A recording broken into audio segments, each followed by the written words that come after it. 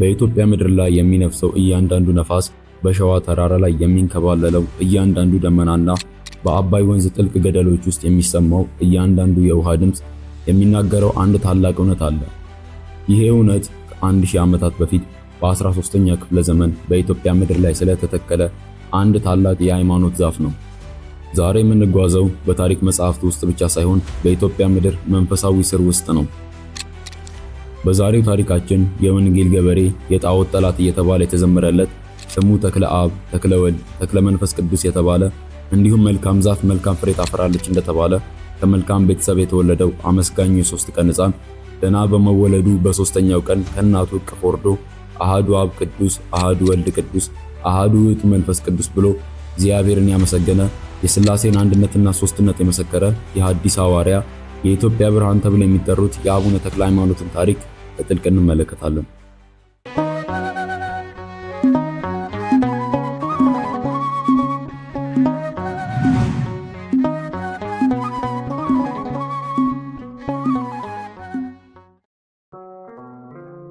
በምድረ ሸዋ ላይ የሚታየው ተፈጥሮ በባዕድ አምልኮና በጨለማ ጥላ ተጋርዶ በነበረበት ወቅት አንድ የሚደንቅ ተስፋ ግን ነበር። የዚህ ተስፋ መጀመሪያዎች ደግሞ ካህኑ ጸጋ ዘአብና ባለቤታቸው እግዚአብሔር ነበሩ።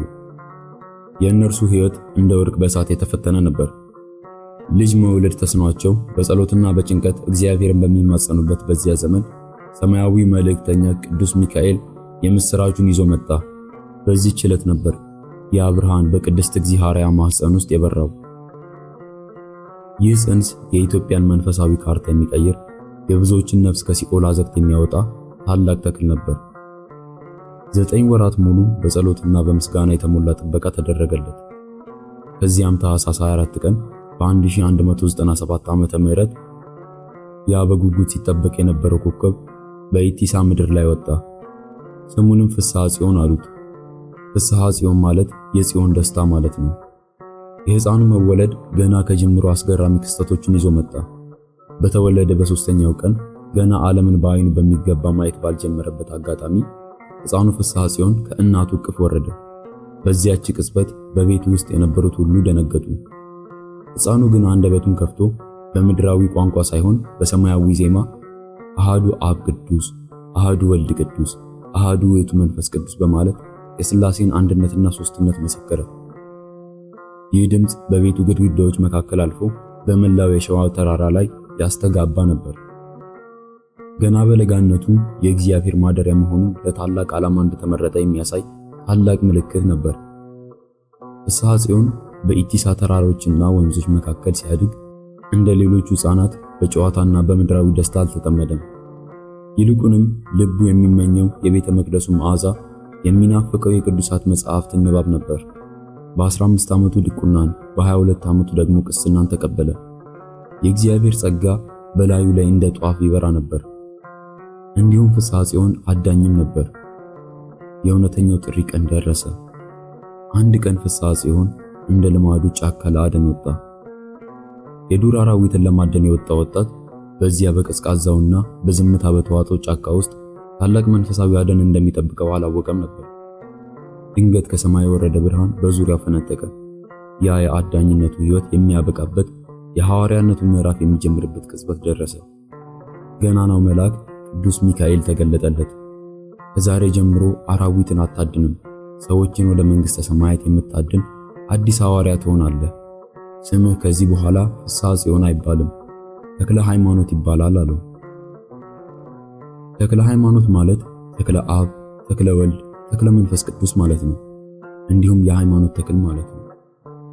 ይህ ስያሜ ለወጣቱ ካህን ለአዲስ ሕይወት፣ አዲስ ማንነትና አዲስ ኃይል ሰጠው። ፍስሐ ጽዮን ወደ ቤቱ ሲመለስ ያገኘው ሁሉ አዲስ ሆነበት። የነበረው ሀብት ንብረትና ምድራዊ ምቾት ሁሉ እንደ ተራ ነገር ቆጠረው። ያለውን ሁሉ ለነዳያን ሰጠ። ቤቱን ክፍት አድርጎት አቤቱ ጌታዬ ሆይ አንተ የመንግሥተ ሰማያትን በር ትከፍትልኝ ዘንድ እኔ ምድራዊ ቤቴን ክፍተት ትቼልሃለሁ በማለት በዚያች ምሽት የኢቲሳ ምድር ተሰናብቶ ወጣ።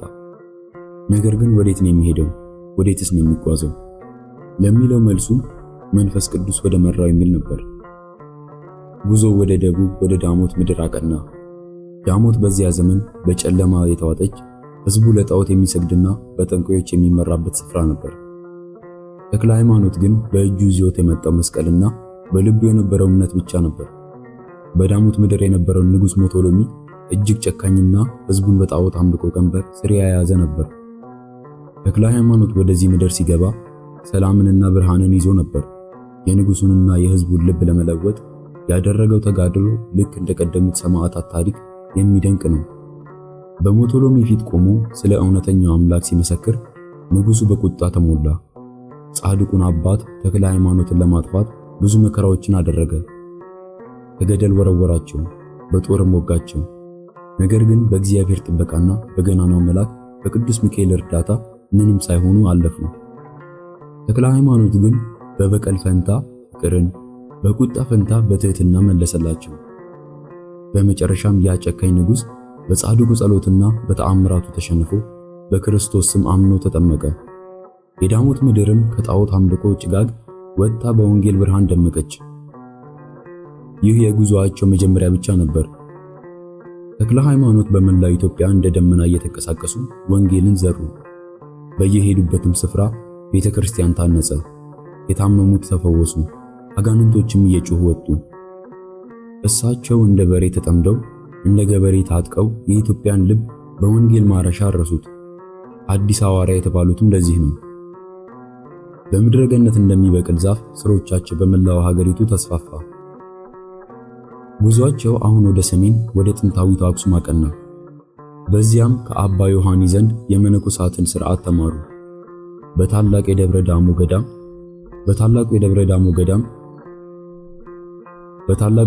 ዳሞ ገዳም ላይም መንፈሳዊ ተጋድሏቸውን ቀጠሉ። ከገደሉ ላይ በገመድ ወጥተው የሚኖሩበትን መነኮሳት ሕይወት ሲመለከቱ የእሳቸውም ልብ ለላቀ ምንኩስና ተነሳሳ። ይሁን እንጂ ተክለ ሃይማኖት ለኢትዮጵያ ብቻ አልነበሩም። ጉዞአቸው እስከ ኢየሩሳሌም፣ እስከ ግብጽ በረሃዎች አስቄጥስ ደረሰ። የቅዱሳን አባቶች ፈለግን ተከተሉ። በከፍተኛ ተጋድሎና በጾም ሰውነታቸውን ቀጡ። ወደ ኢትዮጵያ ሲመለሱ ግን አንድ ትልቅ ራዕይ ነበራቸው። ይህም ታላቁን የደብረ ሊባኖስን ገዳም መመስረት ነበር። በሸዋ ምድር በከፍተኛ ገደል ላይ የሚገኘው ይህ ስፍራ ዛሬም ድረስ የቅዱስ አባት የጸሎትና የተጋድሎ ታላቅ ምስክር ነው። እዚህ ጋር ነው እጅግ የሚያስደንቀው ታሪክ። ጻድቁ አባታችን ወደ ዋሻው ገብተው ራሳቸውን ከዓለም ለዩ። ለ7 ዓመታት ያህል በአንድ እግራቸው ብቻ ቆሞ ጸለዩ። ይህንን ስናስብ የሰው ልጅ ሥጋ እንዴት እንዲህ ያለው መከራ ሊቀበል ይችላል ብለን እንገረም ይሆናል። ነገር ግን የአባታችን የተክለ ሃይማኖት ኃይል ከሥጋ ሳይሆን ከመንፈስ ቅዱስ ነበር። ለ7 ዓመታት ሳይቀመጡ፣ ሳይተኙ፣ ሳይንቀሳቀሱ አንዱ እግራቸው እስኪቆረጥ ድረስ 8 ጦር፣ ሁለቱም በፊታቸው፣ ሁለቱም ከኋላቸው፣ ሁለቱም በቀኛቸው እንዲሁም ሁለቱም በግራቸው አድርገው በጸሎት ይተጉ ነበር።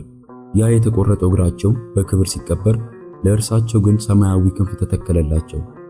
6 ክንፍ እንደተሰጣቸውና እንደ መላእክት በሰማይና በምድር መካከል እንደሚበሩ በገድላቸው ተጽፏል። ሥጋዊ ባህሪያቸውን አሸንፈው ወደ መንፈሳዊው ዓለም የተሸጋገሩበት ምስጢር ይህ ነው። ዛሬ በደብረ ሊባኖስ ገዳም ውስጥ ስንቆም ያ በጸሎት የዛለውና የተቆረጠ የእግራቸው አጥንት ለሀገርና ለወገን ያመጣውን በረከት እናስባለን።